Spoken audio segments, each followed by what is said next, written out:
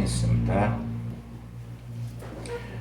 Como eu falei no início, nós vamos falar sobre um tema que volta todos os anos e ele é importante. Esse evangelho que o Marcelo leu, ele é um evangelho muito real.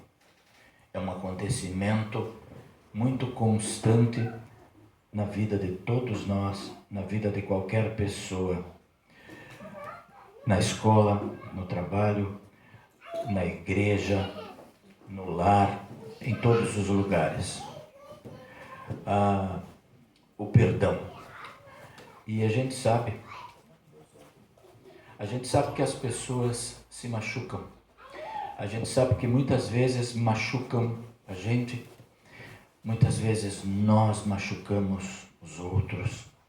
Muitas vezes nós falamos palavras ásperas, palavras duras, num momento de raiva.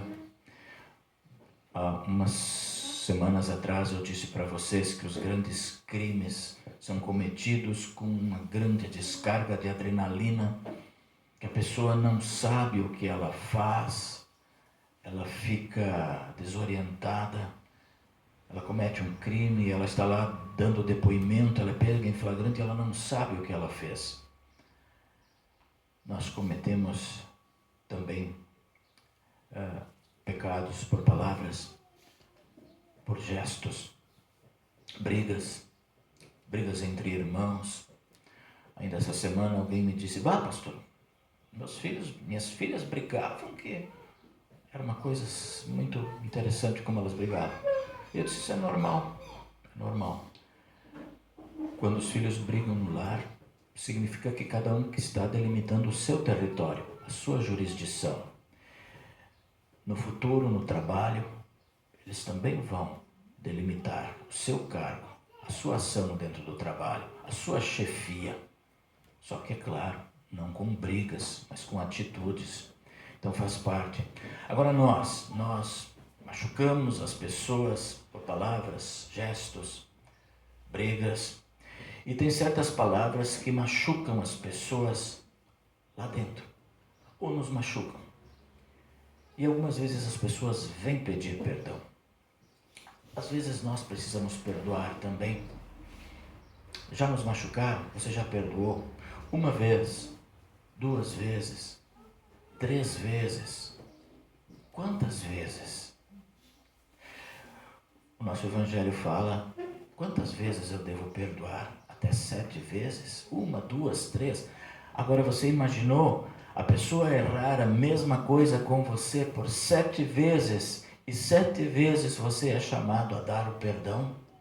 Não, 1 vez ou 2 sim, até 3 quem sabe. 3 é demais. Não é fácil perdoar. A gente sabe disso. Vocês estão pensando: pastor, mas não é fácil. Perdoar é difícil. Então eu vou mostrar para vocês como perdoar é nosso dever. Por que nós devemos perdoar? Quem não perdoa, essa pessoa sofre 2 vezes. Primeiro, porque ela foi ofendida, ela foi machucada. Você está ferido. E segundo, porque você fica alimentando aquela história e não vira a página. Você fica ferido e você fica alimentando aquele ferimento. Então ela sofre pela agressão que foi feita e ela então fica depois ruminando. Você sofre no dia e rumina pelo resto da sua vida. Você fica com aquela ferida. Então, humanamente falando, é bom perdoar. Isso traz cura. Mas ele está me fazendo de trouxa, de bobo, pastor. Sempre que eu perdoo, logo depois apronta de novo. Perdoa. Quando a gente é ferido, quando nos ferem, quando nos machucam, sim, isto sangra. Sangra o corpo. Quando sai sangue do corpo, o que a gente faz? A gente vai para o médico, para o hospital, vai fazer um curativo. É bem tranquilo. Quem se machucou aí nos últimos dias? Você fez um curativo, estancou, e dali a alguns dias você já nem sabe mais, fica uma pequena cicatriz. Agora, quando nos ferem lá dentro, quando nos ferem na alma, quando nos ferem no coração, quando uma palavra vem, quando alguém machuca a gente vai no médico, a gente vai fazer pontos, a gente vai na farmácia e compra um remédio e está tudo bem.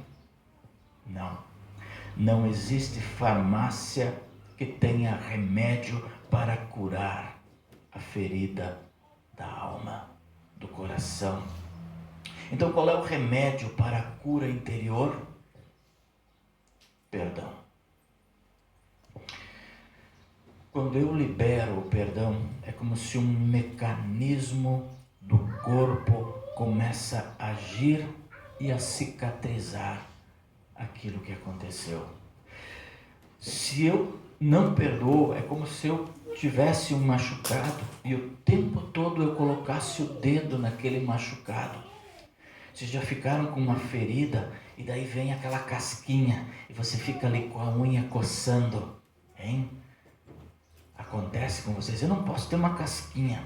Eu fico com aquela casquinha com as unhas ali até arrancar a casquinha. E então, aquela casquinha, a gente arranca, a gente mexe com ela. Então, novamente vem uma casquinha, e vem uma casquinha, e vem uma casquinha. Aconteceu com vocês? Assim é quando a gente não perdoa. A gente sempre vai arrancando a casquinha e aquilo ali não cicatriza nunca. O ferimento está sempre ali. Então, quem não perdoa, você está sempre sofrendo se você não perdoa. E também o motivo pelo qual nós devemos perdoar. O segundo, porque nós somos perdoados por Deus. O evangelho lido pelo Marcelo é claro. Aquele rei perdoou aquele homem que ele devia uma grande dívida. Ele sai para fora do palácio e encontra um colega seu que lhe devia 10 reais. E ele o sacode pelo pescoço dizendo: paga a sua dívida. Então nós precisamos perdoar porque nós somos perdoados por Deus. Aí eu pergunto, quem já pecou contra Deus aí? Quem já pecou contra Deus? Quem? Pode levantar, todo mundo, levanta todo mundo. E quantas vezes você pecou? 10 vezes, 20 vezes, 100 vezes, 1000, milhares de vezes. 5 pecados por dia, só num ano dá uns 1.700. Então são milhares de vezes nós pecamos contra Deus. E quantas vezes você já pediu perdão a Deus? Milhares. Milhares. É isso que a gente vem fazer na igreja. A gente pede perdão a Deus. Milhares. E quantas vezes Deus virou a cara para você e disse: não vou lhe perdoar. Ou melhor, para cá, né? Não vou lhe perdoar. Quantas vezes ele disse? Nenhuma.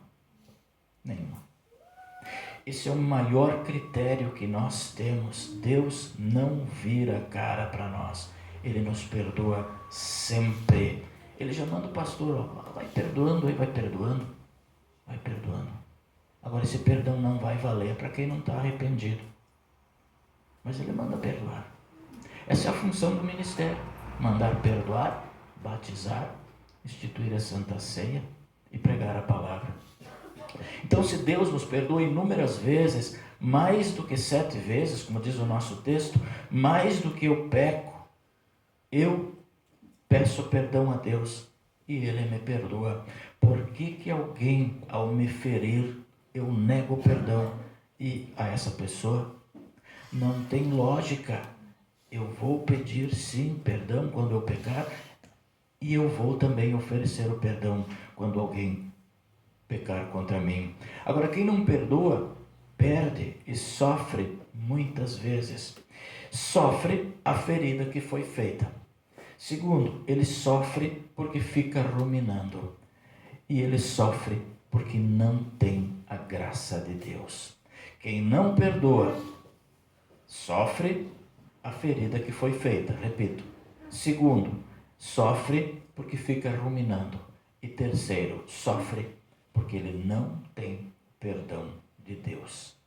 E perdoa-nos as nossas dívidas assim como nós perdoamos aos nossos devedores. Eu acho que eu já contei para vocês, mas vou contar. O pastor Rassi, aqui do nosso distrito, quando pastor em Tramandaí, Capão da Canoa, Tramandaí, ele atendia lá.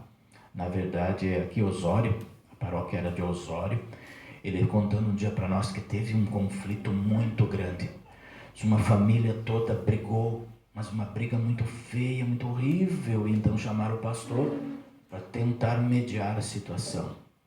E diz ele que depois de longas 2 horas de tratativas, de acusações e problemas que não tinha fim. Ele diz, olha, vamos encerrar a nossa reunião, não chegamos a nenhum acordo, existe mágoa, existe dificuldade em perdoar, nunca vi algo acontecer como estou vendo aqui essa noite. E vamos terminar com o Pai Nosso. Acho que eu já contei isso para vocês. Então eles começaram, Pai Nosso que estás no céu, santificado seja o teu nome, venha o teu reino, seja feita a tua vontade, assim na terra como no céu. Pão nosso cada dia nos dá hoje. Amém. Ele gritou, o pastor, amém. Terminou, no pão nosso de cada dia nos dá hoje, amém. E todos ficaram se olhando. E ele disse, não, nós temos que parar a oração aqui. Porque agora vem a parte em que nós dizemos, e perdoa-nos as nossas dívidas, assim como nós também perdoamos a quem nos tem ofendido. Vocês não podem orar essa parte. Essa parte é somente quando vocês perdoarem uns aos outros. E o pastor os proibiu de orar essa parte do Pai Nosso enquanto não houvesse uma resolução daquele problema. Nós perdoamos porque Deus nos perdoou primeiro. Quem não perdoa pode perder o céu. Quem não perdoa pode não entrar no céu. Está vendo que só perde a pessoa que não perdoa? Mas pastor, não é fácil perdoar. Não estou dizendo que seja fácil. Perdoar não é esquecer. Pastor, mas eu não esqueço, está difícil de esquecer. Quando você se machuca, quando você quebra um braço, quando você se fere, quando você faz suturas, quando você faz pontos, dói. Vai ficar uma ferida que dói. Mas com o tempo, o que vai restar? Uma cicatriz. Quando você olha para a cicatriz, você lembra, né? Quem de vocês tem cicatrizes? Eu tenho cicatrizes aqui nos dedos, né? Eu trabalhou em açougue, me cortei com faca, com abatedouro. Doeu na hora? Doeu. Mas hoje é só a cicatriz. Dói? Não. Não dói nada, absolutamente nada. Quando você olhar para essa cicatriz, eu lembro de cada uma quando foi. Doeu, doeu, mas hoje é só cicatriz. Está ali, eu não esqueço, mas não dói mais. Então perdoar não é esquecer. As cicatrizes ficam. A minha alma vai trazer uma cicatriz também. Dependendo da ferida, ela traz uma cicatriz, mas eu convivo com ela. É como as nossas cicatrizes. Quem tem? Quem já passou? Só resta uma lembrança, breve lembrança. Mas ela não pode doer mais. Se a tua cicatriz dói até hoje, vá ao médico. Porque deve ter algo infeccionado lá dentro. E a falta de perdão é uma infecção interna que a gente tem e precisa ser curado. E o melhor bálsamo que tem é a palavra de Deus. Então, quando eu perdoo alguém, não quer dizer que eu vou apagar, que vai sumir da minha memória. Não, ela estará aqui, mas eu vou lembrar e não vou chorar, porque não dói mais. O perdoo não dói, cicatrizou. E como é que eu consigo forças para poder perdoar? Só Deus. Não tem outra maneira. Só Deus me dá capacidade para isso. E para nós cristãos, luteranos, nós temos a graça de Deus no alimento da Santa Ceia. O corpo e sangue, a Santa Ceia é o alimento que alimenta a alma para a remissão de todos os vossos pecados. Ali está o bálsamo que garante que Deus nos perdoou. E a Santa Ceia vai nos dar forças para que eu também possa perdoar. A Santa Ceia é o alimento da alma, assim como a comida alimenta o meu físico e eu vivo com saúde. Eu vou conseguindo estudar, trabalhar, lidar com as situações da vida. A Santa Ceia vai alimentando a minha alma, para que quando eu tiver problemas que tocam a minha alma, eu terei condições de responder à altura. Se eu não me alimento fisicamente, eu fico fraco. Qualquer coisa que eu posso fazer, eu fico tonto, eu fico caindo. Se eu não me alimento direito, eu posso quebrar um osso. Se eu não me alimento espiritualmente, eu também não terei condições de perdoar. Então a Santa Ceia é para nós a nossa força, o nosso alimento. E Jesus disse fazer isso todas as vezes. Toda semana nós participamos. Deveríamos participar. A gente pode fazer a seguinte comparação. Quantas vezes por dia a gente come?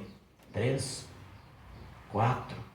com os lanchinhos dá 5. E quantas vezes por dia nós alimentamos a nossa alma? Quantas vezes por dia eu leio um versículo bíblico ou me relaciono com algo que lembra Deus? A gente se alimenta muito pouco espiritualmente durante o dia. Compensação, se alimenta muito fisicamente. Então, no culto, na igreja, na comunhão com os irmãos da fé, eu também me alimento. Quantas vezes eu venho por mês para me alimentar na igreja?